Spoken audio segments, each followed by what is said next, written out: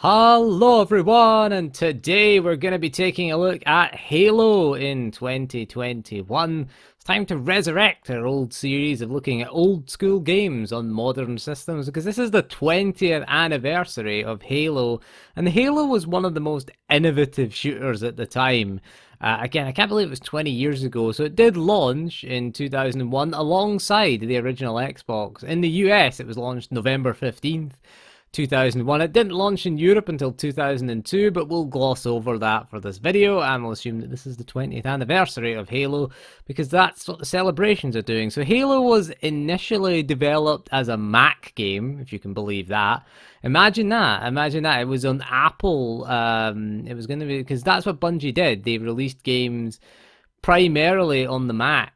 That was what they did, and they were bought by Microsoft in 2000 and asked to port Halo to the original Xbox. So the original Halo, it did start out actually as a third-person shooter. You can see this in the game as the Master Chief's character model is visible. Most shooters of the time wouldn't really have the character model visible. You could see this when Master Chief died. If you died in the game, the camera would come out to third-person view, or more notably, when you got into vehicles as well, the game would switch to a third-person perspective. So there is that legacy of the third-person shooter still in there, but they switched it over to a first-person shooter because they felt it would be more immersive and released it as a launch title for the Xbox. Halo would go on to be the definitive game for the original Xbox. Again, every console needs a killer app, and Halo was the game that put the Xbox on the map.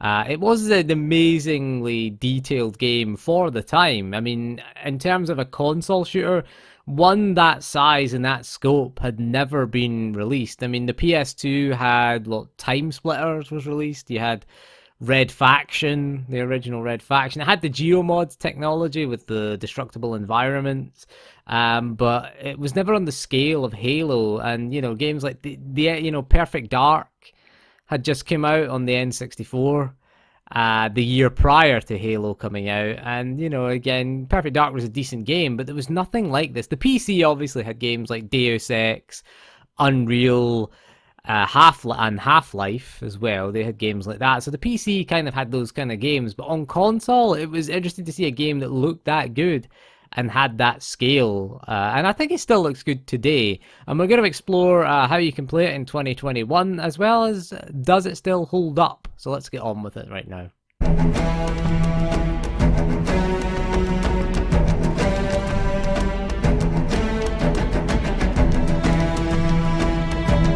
Right, so let's move on to how you play Halo in 2021. The most obvious way is, of course, to buy an original Xbox and again pop the disc in and play it. Again, pretty easy to find. Halo, it was the best selling game on Xbox, and it was bundled in with most Xboxes, so it is quite easy to find.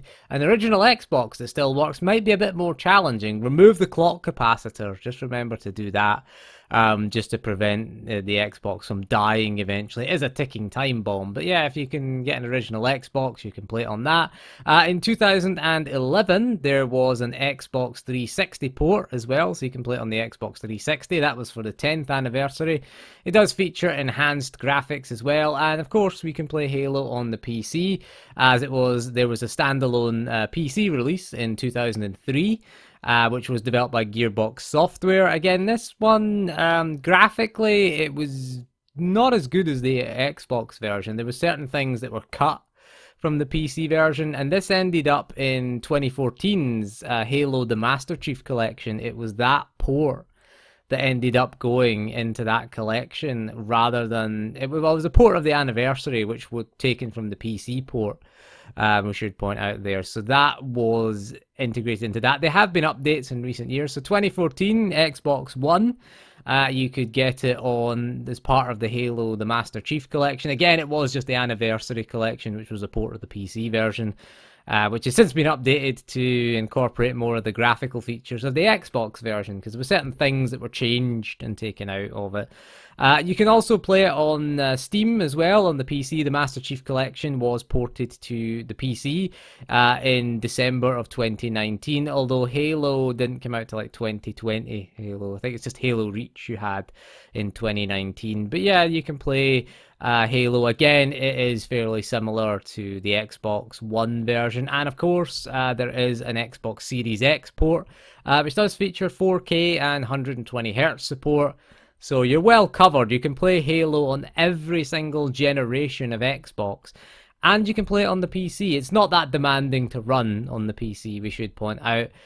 Getting it on Steam is probably the recommended way to go, either on Steam or via Game Pass as well. You can get it if you're on PC or Xbox as well. So that's pretty easy to get a hold of these days.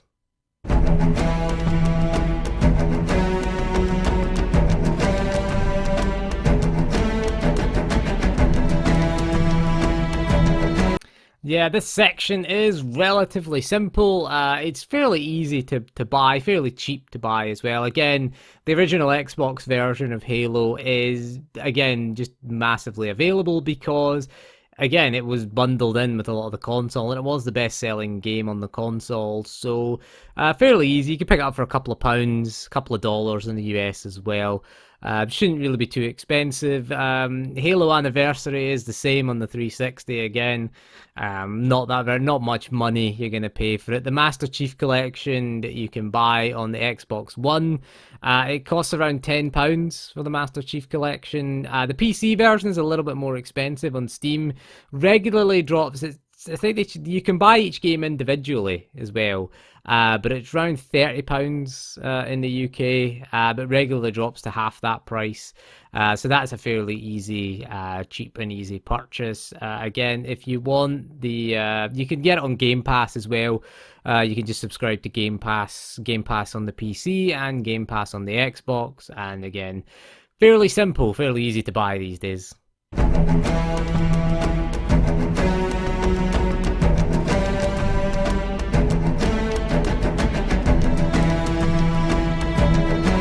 Right, so does it still hold up today? And I would say yes. Halo is still one of the best first-person shooters ever made, I think. And it still stands the test of time. I mean, I love the visuals. I love the original visuals. There's something about Halo 1's look that I don't think will ever be sort of replicated. And yes, you can play it with the enhanced visuals if you've got the anniversary collections. But I don't know, I just really love the art style. I love, the way the ring looked. It was incredible. There's the enemy AI as well, which is just so far in advance of modern games. It's weird going back to playing the original Halo after playing like a modern first-person shooter, because the enemy AI has regressed. I love the way they have a ranking system. Like, if you kill the elite, then the little grunts are just going to scatter and panic without their leaders. I love that. You can put them under pressure, you can do all sorts of things, and the elites are pretty smart as well. They will take cover, they will throw grenades, they're not afraid to sacrifice little grunts that get in their way. They'll throw grenades at grunts as well. I love the way they'll always try and dodge and try and hide from you, and then try and kind of sneak up on you as well, which is interesting. Like, they'll maybe send one of the elites out and one of them will hold back, so when you kill one and go around a corner, the other elite's hiding there for you, waiting for you. I like that. They kind of cooperate and work together as well. And I know, I mean, it's kind of sad that AI has never really progressed much, and it stands out playing a 20-year-old game just how impressive the AI is. Again, I like the weapon selection in the game as well. I like the vehicles. The way the vehicles handle is really good. The campaign is just long enough, I think. There are a few levels, the library most notably, that just go on far too long. It's just a endless series of the same corridor, it feels like. The Flood are an interesting enemy as well. I also love the story in the original Halo as well. I mean, I don't like the way Halo, it kind of got all up its own arse, Halo, and it tried to be really pretentious and a serious drama, The original Halo is it's just a rip-off of Aliens, essentially. Aliens, bit of Starship Troopers there. It's kind of like a cheesy B-movie kind of vibe it's got to it. It doesn't take itself seriously. I mean, if you complete the game on Legendary, you get Sergeant Johnson and the Elite hugging at the end, and I like that. You didn't get that in any of the other Halo games.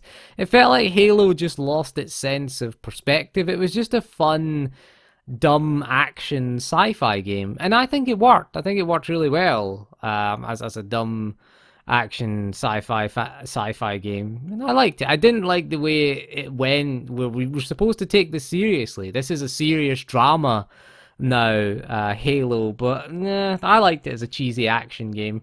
And I think it does. It's kind of self-aware. It knows it's not sort of high drama, and it's just kind of playing off that.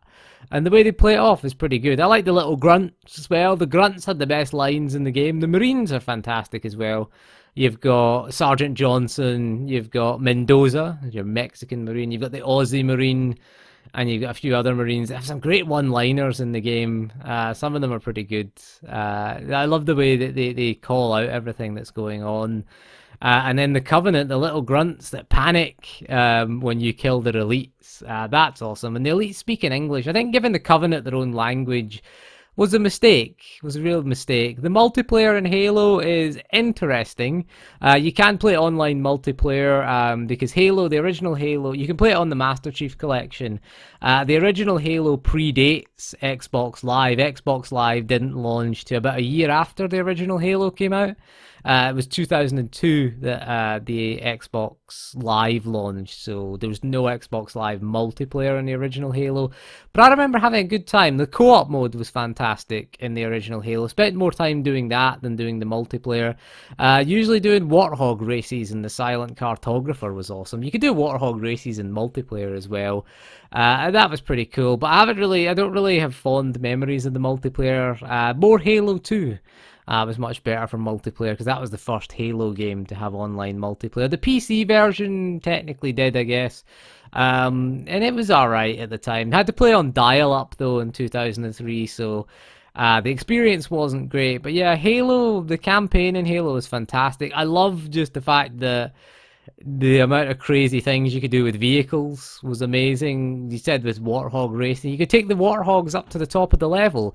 The thing about the Warthog is that it was indestructible, so you could do grenade jumps with the Warthog. It was a great way to get out of bounds in the level. Just, you know, kill your co-op partner, have them drop a bunch of grenades, and then throw a plasma grenade and watch as the Warthog went flying through the level with your friend in it. That was pretty cool. As well, if you survived, then you could get to all sorts of places, and that's what's missing from the original Halo, from the later Halos, I should say. Hopefully, Halo Infinite, with its open world structure, lets us do things that were in the original Halo. I think making the Warthog destructible ruined a lot of the exploration, because you could use the fact that it was indestructible to just fire it into position, and you'd have your friend who was, you know, sitting in the Warthog and could go flying into these positions. As long as you survived the explosion, you could get into these cool positions. And that was one of the things I think was missing from later Halo games. They're a bit too serious. When Halo got big, got a bit too serious for my liking. But yeah, Halo is still, you know, still one of the best FPSs. It's up there with your Half-Lifes and your Quake 2s and your Deus Exes as one of the best shooters of all time. I think it's up there, certainly, and it still is to this day. It's still perfectly playable. The control scheme at the time was fairly modern. At the time, you didn't really have aim down sights, which they added in Halo 5, but that's fine. Works perfectly well. PC or console, still fine. Nothing really wrong with Halo in 2021.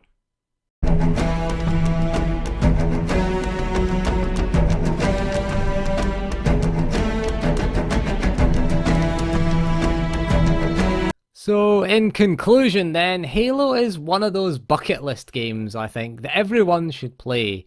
It definitely is. I mean, it was the game that launched the Xbox. The Xbox would be nothing without Halo. So we're doing the Xbox and Halo 20th anniversary, because they're both interconnected. The success of Halo was the launching platform. Master Chief became the mascot of Xbox. You know, he was like the Mario or the Sonic or the Kratos of Xbox, you know, the character you most associate with the brand. And every console needs a killer app, and Halo was the killer app, because there's a lot of other, if you look at the other Xbox games that launched, most of them have just faded off into obscurity. Project Gotham, Brute Force.